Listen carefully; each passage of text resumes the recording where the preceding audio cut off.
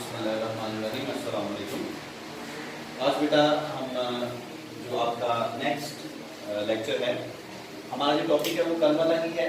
Mitosis के बारे में हमने पढ़ना है और माइटोसिस में दो फेजेस हमने पढ़ी थी जो मेन फेज है। एक को हम बोलते हैं कैरियोकाइनेसिस और एक को हम बोलते हैं साइटोकाइनेसिस। क्योंकि ये मैंने शॉर्ट लिखा है, आपने ऐसे नहीं लिखना है।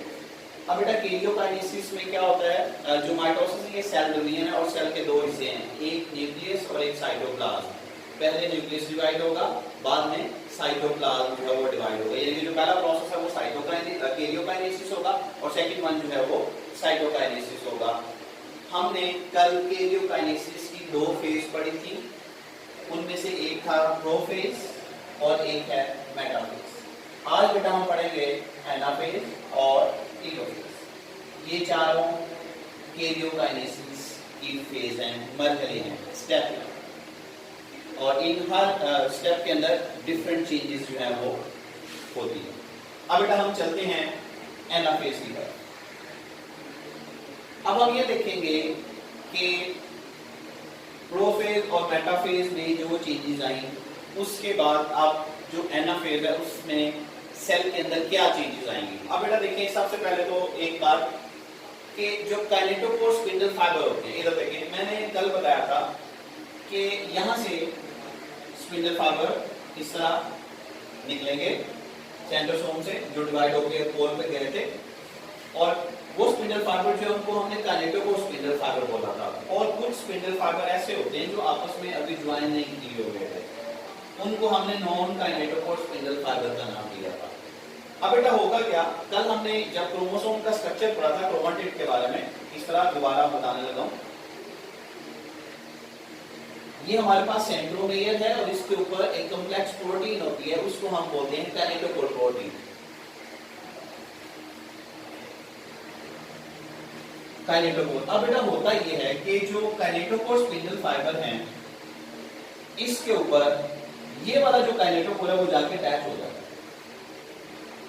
और कल हमने मेटाफेज में ये पढ़ा था कि जो क्रोमोसोम है वो ऐसे इक्वेटर में एक इमेजिनरी लाइन जिसको हम बोलते हैं, इस तरह इक्वेटर में अलाइन हो जाते हैं और मेटाफेज प्लेट बनाते हैं। अब बेटा उससे नेक्स्ट स्टेप जो है उसमें क्या होगा, कल तो ये मैं आपको दोबारा थोड़ा सा बता देता हूँ। यहाँ पे कल इस तरह का स्ट्रक्चर था, सेम ऐसे ही नीचे भी था और मेटाफेज प्लेट बना था। अब क्या होगा, अब ये होगा कि ये वाला जो स्पिंडल फाइबर है, ये वाला स्पिंडल फाइबर ये इस हिस्से को इस तरफ खींचेगा, पुल करेगा, और ये वाला जो स्पिंडल फाइबर है ये इस हिस्से को इस तरफ पुल करेगा। जब ऐसा होगा तो एक क्रोमेटिड ये वाला इस तरफ, ये वाला क्रोमेटिड इस तरफ, यानी कि ये इस तरह से कल दो सिस्टर क्रोमोसोम इस तरह आपस में जुड़ी हुई थी। अब क्या हुआ कि जो स्पिंडल फाइबर है, काइनेटोकोर स्पिंडल फाइबर, ये इसको अपनी तरफ खींचेगा, पुल करेगा, और ये इसको अपनी तरफ पुल करना शुरू कर देगा। और ये थ्रू आउट जितने भी क्रोमोसोम यहाँ पे होंगी वो सारी की सारी इसी तरह पुलिंग के प्रोसेस से गुजरेंगी।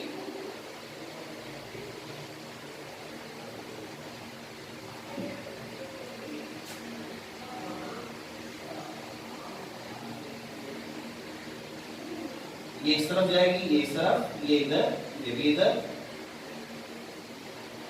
ये इधर चली जाएगी, ये भी इधर जाएगी और ये वाली इधर आ जाएगी और ये इधर इस तरह से। यानी कि जो पेड़ की सूरत में था, एक क्रोमेटिड इधर और एक क्रोमेटिड इधर।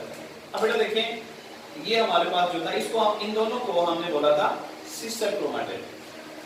अब जब ये दोनों सिस्टर क्रोमेटिड एक दूसरे से अलग हो जाएंगी, एक इधर चला जाएगा, एक इधर, फिर हम इन्हें सिस्टर क्रोमोसोम बोलेंगे। अब इसके नतीजे में होगा क्या, एनाफेज में चेंजेस बता रहे हैं कि उसमें कौन कौन से चेंजेस आ रही हैं। एक तो हुआ ये कि जो काइनेटोकोर क्रोमोसोम का काइनेटोकोर था वो काइनेटोकोर स्पिंडल फाइबर के ऊपर जाके लगा, उसके नतीजे में पुलिंग का प्रोसेस स्टार्ट हुआ।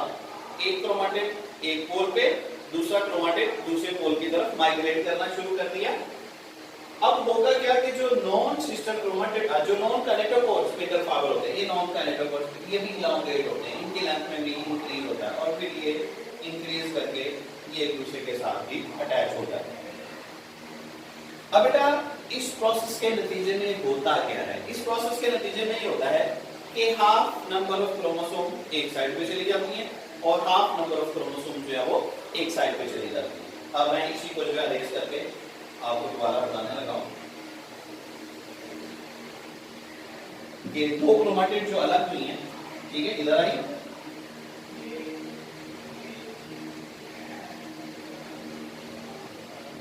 इधर चलेगी हाफ, हाफ एक और पे चलेगी।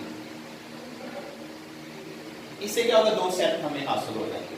और ये जो चेंज है ये किसमें आया है, एनाफेज में। इसमें बेटा सबसे अहम बात ये देखें कि किस फेज में क्या चेंज आ रहा है। अगर आप उसको डायग्राम के जरिए समझेंगे तो आपको ज्यादा बेहतर होगा, अगर आप उसको रटा लगाने की कोशिश करेंगे वो भूल जाएगा।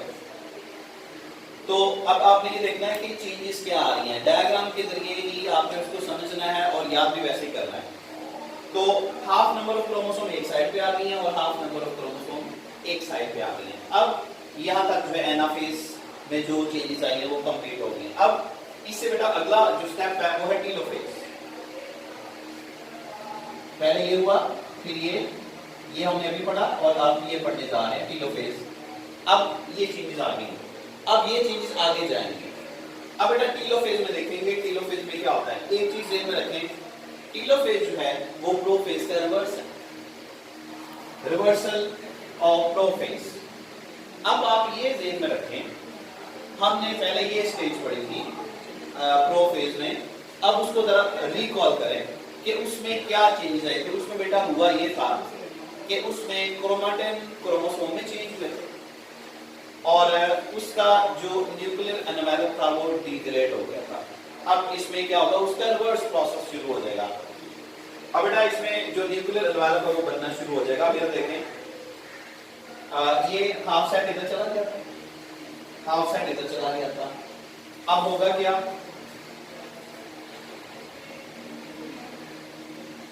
ये हाफ सेट है, हाफ सेट एक साइड पे, एक ये स्पिंडल फाइबर है, ठीक है। तो क्रोमोसोम के क्रोमेटिड जिसको अब हम सिस्टर क्रोमोसोम कहेंगे, दोनों एक साइड पे, एक सेट एक पोल पे, दूसरा सेट दूसरे पोल पे चला गया। अब क्या होगा, इस सेट के इर्द गिर्द न्यूक्लियर एनवेलप बनना शुरू हो जाएगा। इसी तरह जो दूसरा सेट है उसके इर्द गिर्द भी न्यूक्लियर एनवेलप डेवलप हो जाएगा। अब बेटा देखिए इसमें हुआ क्या कि जो हाफ सेट एक साइड पे गया, एक हाफ उस साइड पे गया, अब उसके इर्द गिर्द जो है न्यूक्लियर एनवेलप बन गया है। अब बेटा इसमें जो न्यूक्लियस था वो दो में डिवाइड हो चुका है। यानी कि ये वाली स्टेज जो हमने शुरू की थी, मैंने आपको बोला था जब सेल डिवाइड होता है पहले न्यूक्लियस डिवाइड होता है, फिर साइटोप्लाज्म जो है वो डिवाइड होता है। अब न्यूक्लियस डिवाइड हो चुका है, वो ये। तो ये वाली जो चेंज है ये किस फेज में है, ये टीलोफेज में है। ये आपने ध्यान में रखना है कि किस फेज में कौन सी चेंज आती है। आपसे कुछ भी पूछा जा सकता है, what types of changes take place in anaphase और मेटाफेज और टीलोफेज, किसी भी फेज में पूछा जा सकता है शॉर्ट क्वेश्चन के तौर पे, तो वो आपने ध्यान में रखनी है। इसके अलावा बेटा अब होगा क्या कि जो क्रोमोसोम है इस तरह, ये अभी तो इसका एक स्पेसिफिक शेप में है। अब ये होगा कि ये दोबारा क्रोमेटिन में चेंज हो जाएगी, यानी कि अब ये दोबारा इस तरह थ्रेड लाइक स्ट्रक्चर में चले जाएंगे, जिसको हम क्रोमेटिन बोलेंगे। अब देखिए प्रोफेज में क्या हुआ था, क्रोमेटिन क्रोमोसोम में चेंज हुई थी। अब इसमें क्या हुआ, इसमें क्रोमोसोम दोबारा क्रोमेटिन में चेंज हो गई। प्रोफेज में क्या हुआ था, न्यूक्लियर एनवेलप डिग्रेड हुआ था। इसमें क्या हुआ, न्यूक्लियर एनवेलप दोबारा इसके इर्द गिर्द जो है वो डेवलप हो चुका है। It means the telophase is a reversal of prophase. ये बेटा चेंज अब हुआ क्या है, न्यूक्लियस डिवाइड हो गया। इसका मतलब है कि हमारा ये वाला प्रोसेस कंप्लीट हो चुका है, कैरियोकाइनेसिस। अब अभी सेल डिवाइड नहीं हुआ, जस्ट न्यूक्लियस डिवाइड हुआ। पूरे सेल को डिवाइड होने की अब नेक्स्ट स्टेप में से गुजरना है, जिसको हम साइटोकाइनेसिस बोलते हैं। Cytokinesis mean the division of cytoplasm. ठीक है बेटा, अब देखें, अब ये साइटोप्लाज्म वैसे का वैसा है। अब इस साइटोप्लाज्म जो है इसमें डिवाइड होगा। अब बेटा देखिए प्लांट्स के अंदर भी सेल डिवीजन होती है, एनिमल्स के अंदर भी सेल डिवीजन होती है, लेकिन एनिमल्स के अंदर, एनिमल सेल के अंदर और प्लांट सेल के अंदर जो साइटोप्लाज्म की डिवीजन है उसका प्रोसेस डिफरेंटली होता है। अब सबसे पहले हम देखेंगे कि एनिमल्स के अंदर जो साइटोप्लाज्म की डिवीजन है वो कैसे होती है। समझना है आपने, डायग्राम भी मैंने नीचे ड्रा की हुई है, वो भी साथ साथ आपको मैं बताता रहूंगा। एक प्रोसेस है उसको हम बोलते हैं क्लीवेज। क्लीवेज। अब बेटा क्लीवेज क्या होती है, कैसे बनती है? क्लीवेज फ्लो डेवलप होती है। अब देखिए अगर हमारे पास एक बलून है उसमें आपने हवा भरी हुई है, आप अगर दोनों साइड से, ऑपोजिट साइड से उसमें अपनी उंगली से उसको पिंच करें तो वो अंदर की तरफ चला जाएगा। इसी तरह ये हमारे पास सेल है, एनिमल सेल की बात है, ये सेंटर से इस तरह पिंच होगा। जब ये पिंच होगा इस तरह दोनों साइड, अब देखिए न्यूक्लियस ऑलरेडी डिवाइड हो चुका है। अब ये अंदर की तरफ इस तरह जब हम उसको पिंच करेंगे, ये तो मैंने बलून के एग्जांपल दिए ना कि जैसे पिंच करेंगे तो उसके अंदर एक कैविटी सी डेवलप हो जाती है। इसी तरह सेल के अंदर दो ऑपोजिट साइड्स पे एक कैविटी डेवलप होगी, इस तरह और इस तरह, और वक्त गुजरने के साथ साथ ये इस तरह डीप होती जाएगी और एक वक्त ऐसा आएगा ये दोनों साइड से एक दूसरे के साथ मिल जाएंगे और उसके नतीजे में क्या होगा कि साइटोप्लाज्म जो है वो डिवाइड हो जाएगा और उसके नतीजे में हमें दो डॉटर सेल हासिल होंगे। अब बेटा एक अहम बात, हमने जब मेटाफेज पढ़ा था उसमें हमने ये देखा था इस तरह सेल था और उसके अंदर मेटाफेज प्लेट डेवलप हुई थी। मेटाफेज प्लेट डेवलप कैसे हुई थी कि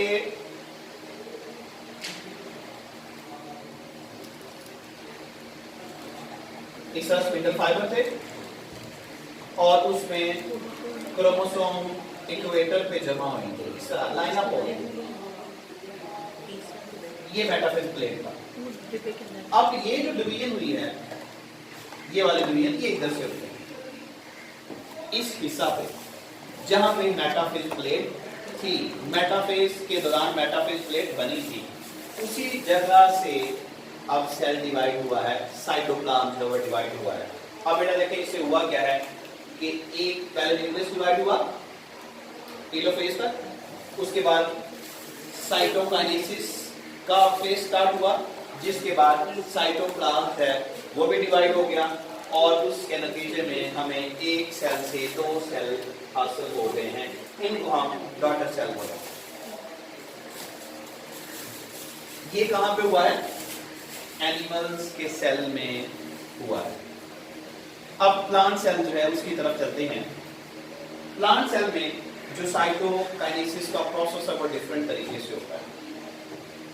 अब बेटा इसमें होता क्या है कि जो गोल्जी अपरेटस होता है, सेल के अंदर ऑर्गेनेल्स होते हैं, गोल्जी बॉडी आपने पढ़ा होगा। अब गोल्जी बॉडी जो होती है या जो गोल्जी अपरेटस होता है वहां से गोल्जी वेसिकल आते हैं। वो जो गोल्जी वेसिकल हैं वो इस तरह इकट्ठे होते हैं दरमियान में और एक वक्त ऐसा आता है कि वो आपस में इस तरह मिल जाते हैं, फ्यूज हो जाते हैं और उनके फ्यूज होने की वजह से फिर क्या होता है, ये इस तरह इसका जो प्लाज्मा मेम्ब्रेन है उसके साथ मिल जाता है और उसके नतीजे में क्या होता है कि ये एक स्ट्रक्चर इसके अंदर डेवलप होगा, इसको हम सेल प्लेट का नाम देंगे। ठीक है, ये न्यूक्लियस जो ऑलरेडी इसमें डिवाइड हुए थे, सेल प्लेट के बन जाने के बाद इसका जो सेल मेम्ब्रेन है वो इस सेल मेम्ब्रेन के साथ ज्वाइन हो जाएगा, ये इसके साथ और इसी तरह ये इधर और ये इधर, और बाद में क्या होगा कि ये इस तरह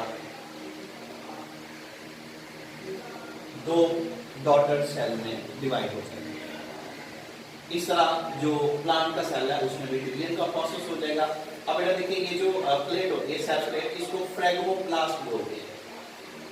फ्रैगमोप्लास्ट, ठीक है, ये शॉर्ट क्वेश्चन है, व्हाट इज फ्रैगमोप्लास्ट, ये बोर्ड के पेपर में भी आ चुका है, अभी आपको जो पेज है वो मिल जाएगा, उसके ऊपर मार्किंग की हुई है। ठीक है, अब बेटा इस तरह हुआ क्या कि सेल दो हिस्सों में डिवाइड हो गया और दो डॉटर सेल हासिल हुए हैं और ये सारे का सारा प्रोसेस जो है अब माइटोसिस का जो प्रोसेस है वो कंप्लीट हो गया। इसको मैं दोबारा से जो है एक दफा रिव्यू करवाने लगा हूं, जो हमने पिछले टॉपिक में भी पढ़ा और जो हमने आज भी पढ़ा, ताकि वो सारे का सारा जो है प्रोसेस आपके ज़हन में दोबारा से आ जाए कि असल में हुआ क्या है। बच्चे जो है वो कंफ्यूज रहते हैं कि ये हम पढ़ क्या रहे हैं, हो क्या रहा है, ये प्रोफिल है ना, फिर इसमें होता क्या है, इसका फायदा क्या है और ऑर्गेनिज्म में इसका क्या रोल है। देखिए बेटा, मैंने आपको ये बताया था कि दो तरह के सेल होते हैं, एक को हम सोमैटिक सेल बोलते हैं, एक को हम जर्म लाइन सेल बोलते हैं। सोमैटिक सेल बॉडी के सेल्स बोलते हैं जिससे हमारी बॉडी बनी हुई है, और ये जो सेल्स होते हैं ये डिवाइड होते हैं। आप पहले छोटे थे, आप बड़े हो गए हैं। कैसे बड़े हुए? आपके सेल्स की तादाद इंक्रीज कर दी है।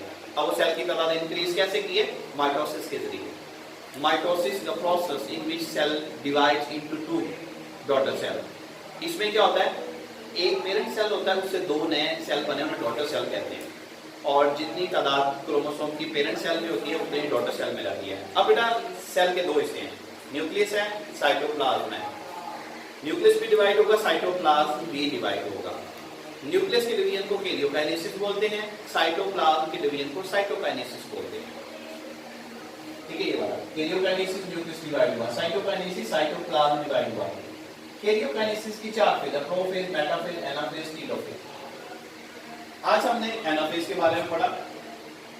प्रोफेज में क्या हुआ था कि जो क्रोमेटिन था, थ्रेड लाइक स्ट्रक्चर, वो क्रोमोसोम में चेंज हुआ, न्यूक्लियर एनवेलप डिग्रेड हो गया।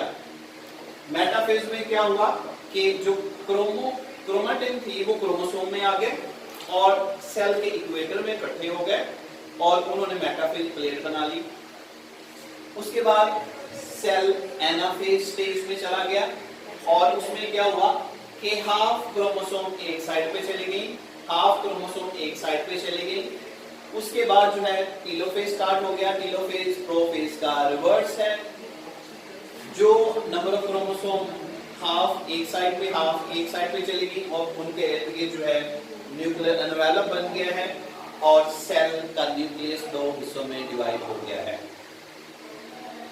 कैरियोकाइनेसिस कंप्लीट हो गया। उसके बाद सेल साइटोकाइनेसिस में चला गया, साइटोप्लाज्म की डिवीजन हुई।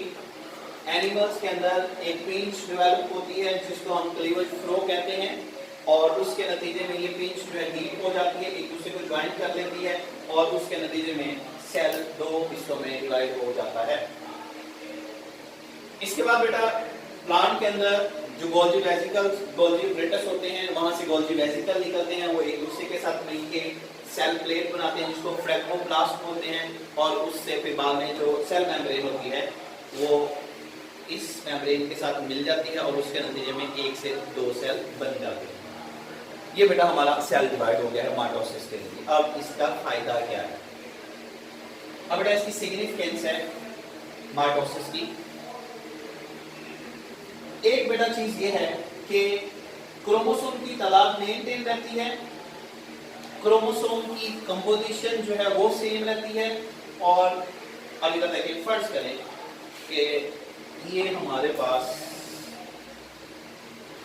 इसमें क्रोमोसोम की तादाद 2n, इसमें भी है, इधर देखते हैं, ये बेटा मैं अरेज करने लगा हूं। ये फर्स्ट करें हमारे पास एक पेरेंट सेल है, ये उसका न्यूक्लियस, इसमें क्रोमोसोम है 2n। 2n जो है डबल नंबर ऑफ क्रोमोसोम होती है, क्रोमोसोम जब पेयर की सूरत में होती है तो हम 2n लिखते हैं। अब ये सेल डिवाइड होगा, जब ये सेल डिवाइड होगा तो उससे दो डॉटर सेल बनेंगे। कौन से? ये जो हम बने हैं एनिमल्स के अंदर, प्लांट के अंदर। अब इसमें क्रोमोसोम 2n है, जब इससे दो डॉटर सेल बनेंगे, इसमें भी 2n होगा, इसमें भी 2n होगा। तो माइटोसिस के जरिए नंबर ऑफ क्रोमोसोम मेंटेन रहती है। जितनी पेरेंट सेल में क्रोमोसोम की तादाद होती है उतनी ही नए बनने वाले सेल्स के अंदर भी होती है। फिर बेटा क्या होगा, ये दो नए सेल बने, फिर ये डिवाइड होंगे, इससे दो नए सेल बनेंगे, इसमें भी क्रोमोसोम 2n होगी, इसमें भी 2n, फिर ये भी डिवाइड होगा, इसमें भी 2n होगा, ये भी डिवाइड होगा, इसमें भी 2n। फिर ये आगे डिवाइड होते जाएंगे, सेल डिवाइड होते जाएंगे, सेल की तादाद बढ़ती जाएगी और ऑर्गेनिज्म ग्रो करता जाएगा। आपकी ग्रोथ भी इसी तरह होगी। ठीक है बेटा, ये डेवलपमेंट और ग्रोथ में इसका रोल है माइटोसिस का। इसके बाद है सेल रिप्लेसमेंट। बाद दफा आपने देखा होगा कुछ लोगों के हाथ की जो स्किन है ये उतर रही होती है, वेदर की वजह से, एनवायरमेंटल फैक्टर की वजह से वो उनकी स्किन के साथ इस तरह का इशू होता है। लेकिन देखिए जैसे ही वो स्किन उतरती नीचे नई बनी होती है। अब वो जो नई कैसे बनी है? माइटोसिस के जरिए बनी है। डाइजेस्टिव सिस्टम की जो इंटरनल लाइनिंग होती है वो स्लैप ऑफ उतरती रहती है। तो जब ये उतरती है तो नीचे पहले से बन जाती है। कैसे बनती है? माइटोसिस के जरिए बनती है। ठीक है जी। तो ये जो सेल रिप्लेसमेंट है इसमें अब बेटा देखिए, जो हमारे ब्लड सेल्स होते हैं, रेड ब्लड सेल, ये 4 माह तक रहते हैं, उसके बाद खत्म हो जाते हैं। लेकिन खत्म होने से पहले वो 2 में डिवाइड हो चुके होते हैं। इस तरह फिर हमारा ब्लड है वो उसके जो सेल्स हैं वो बनते रहते हैं। ठीक है। इस तरह बेटा एक और चीज है रीजनरेशन। स्टारफिश, सी स्टार जिसको हम बोलते हैं,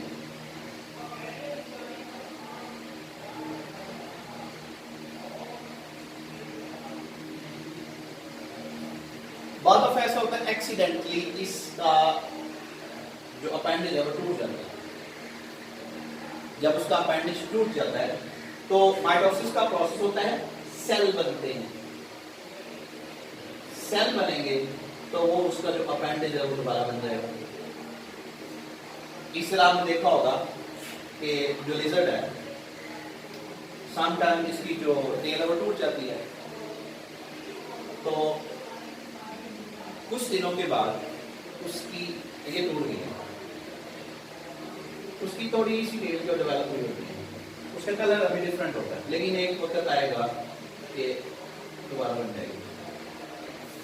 कैसे बनी है? माइटोसिस के लिए रीजनरेशन। तो ये बेटा सारे का सारा जो है ये माइटोसिस की वजह से होता है। और इसमें आगे थोड़ा सा एक तो और हमारे पास टॉपिक है, वो फिर हम नेक्स्ट लेक्चर जो है उसमें पढ़ेंगे। ये हमारे पास सेल डिवीजन का एक प्रोसेस अभी हुआ है जिसको हमने माइटोसिस कहा है। इसके बाद हम मियोसिस पढ़ेंगे, और जो मियोसिस का अमल है वो हमारे जर्म लाइन सेल जो हैं, रिप्रोडक्टिव सेल, जिनको हम सेक्स सेल बोलते हैं, जिनसे नेक्स्ट जनरेशन चलती है, वो पढ़ेंगे कि मियोसिस कैसे होता है और उसका क्या फायदा होता है। जिस तरह आज हमने माइटोसिस का पढ़ा कि माइटोसिस की क्या सिग्निफिकेंस है, इस तरह फिर हम थ्रू आउट पहले वो प्रोसीजर पढ़ेंगे मियोसिस और फिर उसका जो सिग्निफिकेंस है वो पढ़ेंगे। आज के टॉपिक से रिलेटेड बेटा आपका कोई क्वेश्चन है तो आप चैट बॉक्स में पूछ सकते हैं। और एक बात ध्यान में रखें, जब आप कोई क्वेश्चन पूछते हैं उसके स्पेलिंग ठीक लिखा करें। बाद दफ़ा कुछ बच्चे स्पेलिंग इस तरह लिख देते हैं, हमें पता नहीं चलता, हम समझते हैं शायद हमें ये चीज़ पता ही नहीं है या इल्म नहीं है। हमारे बॉडी पार्ट्स क्यों नहीं रीजनरेट होते? देखिए बेटा, ये जो रीजनरेशन का प्रोसेस ये तमाम स्पीशीज में नहीं होता, ये जो है लिमिटेड है, हर पार्ट में नहीं होता और हर स्पीशीज में नहीं होता। आपके क्वेश्चंस का इंतजार है। हाँ जी, 2 मिनट है आपके पास क्वेश्चन के लिए, वेट कर रहे हैं। ये बेटा आपको जो रोज पढ़ाया जा रहा है इसको साथ साथ याद करेंगे तो आपको इसका फायदा होगा। अगर आप कहेंगे कि हमने सिर्फ लेक्चर अटेंड करना है तो उसका कोई फायदा नहीं है।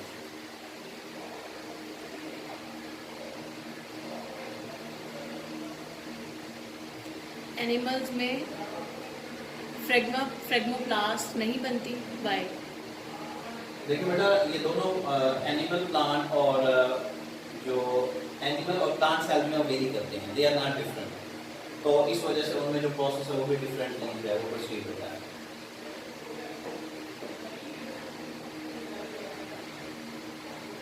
Why we call dividing cell as daughter cell?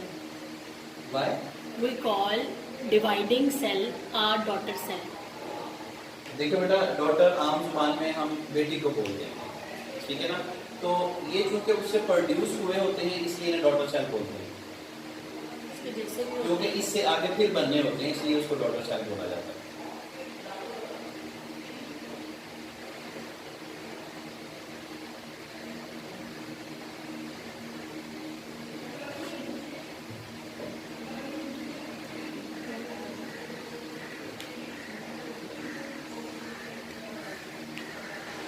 जब जब तक आपसे कहा ना जाए अपनी अटेंडेंस ना लगवाया करें। बेटा जब यहाँ से अनाउंसमेंट होगी अटेंडेंस लगवाएं तो फिर आपने अटेंडेंस लगवानी है, पहले से नहीं वो कंसीडर होगी। डॉटर सेल पेरेंट सेल कैसे बनता है? डॉटर सेल पेरेंट सेल कैसे बनता है? देखें बेटा, डॉटर सेल पेरेंट सेल कैसे बनेगा, इधर देखें, ये एक सेल है, इससे जब दो नए बनेंगे तो ये डॉटर कहलाएंगे। अब देखें, अब जब इससे दो नए बनेंगे तो ये दो नए बनने वाले डॉटर कहलाएंगे और ये पेरेंट सेल कहलाएंगे। इसी तरह जब ये डिवाइड होगा, ये पेरेंट सेल होगा, दो नए बनने वाले डॉटर सेल होंगे। रीजनरेशन के बाद वो होता है।